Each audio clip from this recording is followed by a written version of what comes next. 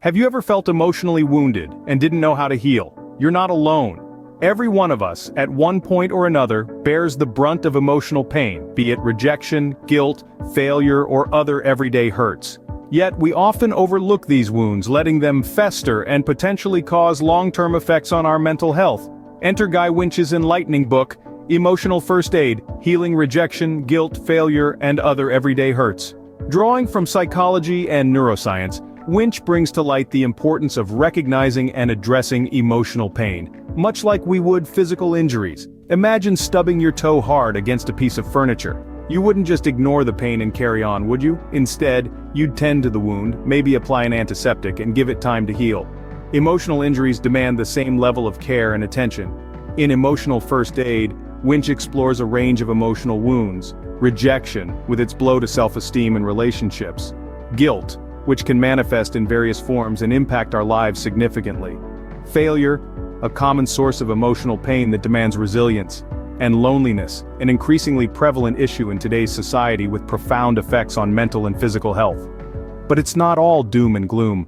Winch doesn't just highlight these issues, he provides practical strategies to address them, from reframing negative thoughts to seeking social support, from engaging in self-care activities to learning the art of self-forgiveness. The book is a treasure trove of techniques to heal emotional wounds and build resilience. And then there's rumination, the dangerous habit of dwelling on negative thoughts and experiences. Winch offers insights into breaking this cycle and nurturing a healthier mindset through mindfulness and cognitive restructuring. At the heart of it all is self-compassion. Winch emphasizes the importance of treating ourselves with kindness and understanding, especially during difficult times. To heal emotional wounds, we need to practice self-compassion and give ourselves the care we need and deserve. Just as physical wounds need immediate attention, so do our emotional injuries. Let's embark on a journey of emotional healing and resilience, one step at a time. Rejection stings, doesn't it? But it doesn't have to leave a lasting mark. When we face rejection, it can feel as if our self-esteem has taken a hit. Our relationships might even feel the tremors of that impact. But here's the good news. There are ways to cope with rejection, and they're not as elusive as you might think. Let's delve into some of these strategies. First, reframing negative thoughts.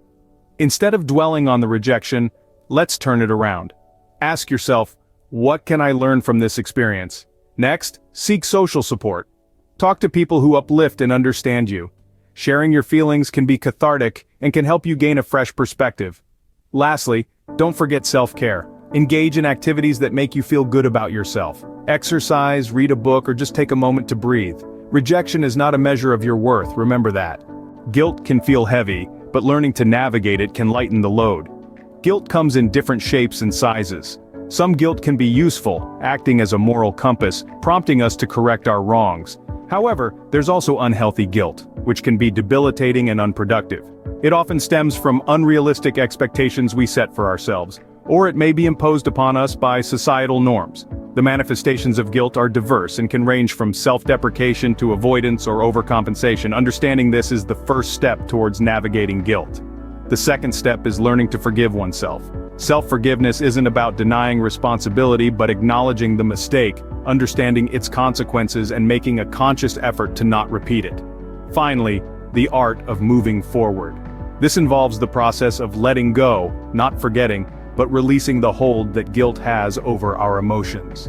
It's about learning and growing from our experiences. Recognize guilt, learn from it, and then let it go.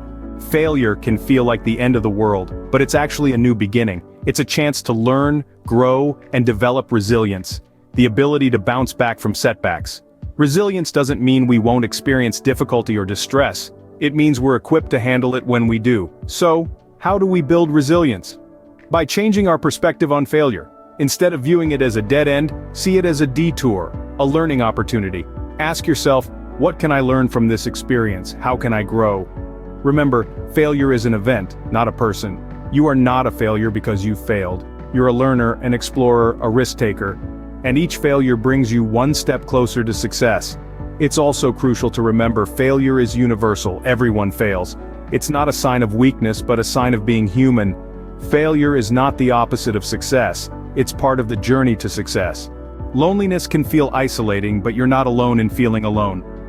Loneliness, stark and profound, is a universal experience.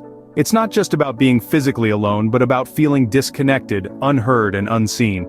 This emotional state can have a profound impact on both our mental and physical health. Studies have shown that chronic loneliness can lead to a host of health problems, from heart disease to depression, anxiety, to a weakened immune system. Yet, in the midst of this solitude, there is hope. There are effective strategies we can adopt to combat loneliness, to reclaim the connection and belonging we crave. One of the most powerful antidotes to loneliness is fostering meaningful connections with others. This can be as simple as reaching out to a friend or family member, volunteering in your community, or joining a club or group that aligns with your interests. It's about making the effort to interact, to share, and to listen. In addition to fostering connections with others, cultivating personal hobbies and interests can also help combat feelings of loneliness. Engaging in activities that you enjoy not only provides a sense of accomplishment and purpose, but also opens up opportunities to connect with like-minded individuals. Whether it's painting, gardening, hiking, or learning a new language, hobbies can be a lifeline in the sea of loneliness. But it's also important to remember that it's perfectly okay to seek professional help when loneliness feels overwhelming. Therapists and counselors are trained to help navigate these feelings, to provide tools and strategies for coping. There's no shame in reaching out, in admitting that you need a helping hand.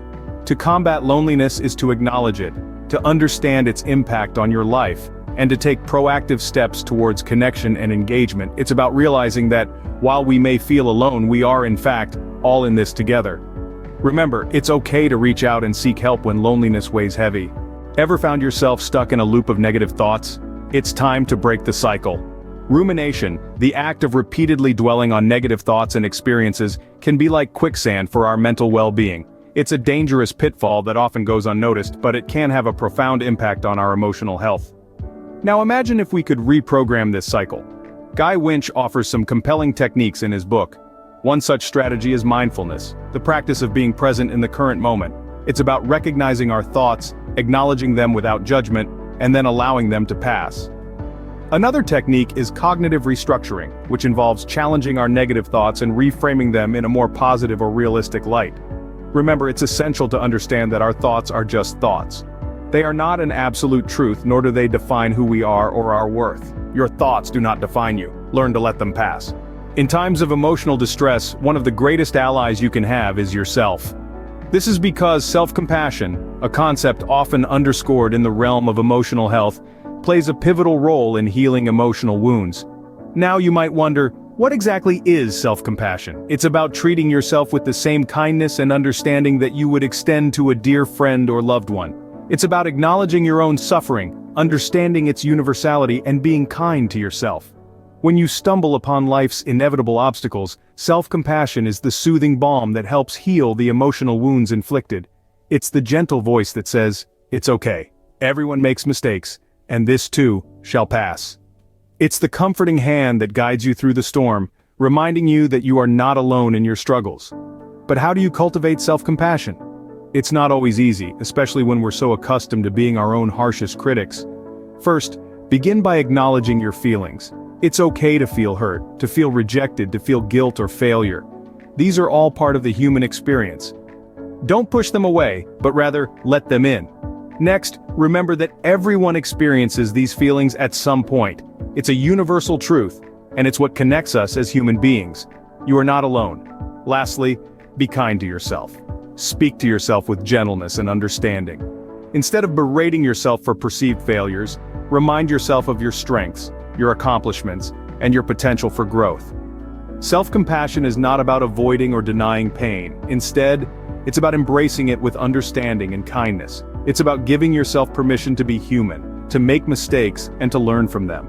So the next time you're feeling down, remember to be your own ally. Embrace self-compassion and let it guide you through the storm.